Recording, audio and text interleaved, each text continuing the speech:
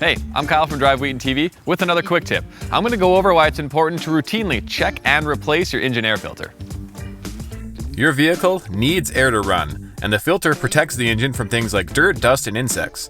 If it gets too dirty, it can affect performance, fuel efficiency, emissions, and even your engine life, so it's important to replace it when the time comes.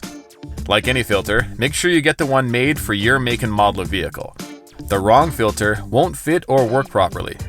You can buy disposable ones or pay a little more for a reusable one that you can wash and then put back in. The location will vary depending on the vehicle, but generally the engine filter is near the front by the grille.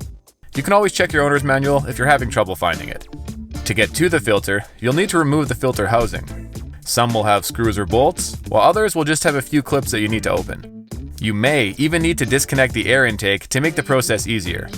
Once you have that open, remove the filter and inspect it. If it's dirty, replace it. This is also a good time to clean out the filter housing. Make sure to put the new filter in the right way or it won't work properly. Close the housing back up, and that's it. You've replaced your engine air filter. It's recommended you check it at least once a year or about every 20,000 kilometers. Although if you do a lot of driving in the city or in dusty conditions, it would probably be a good idea to check it a little more often. If you found this helpful, make sure to check out our other quick tips.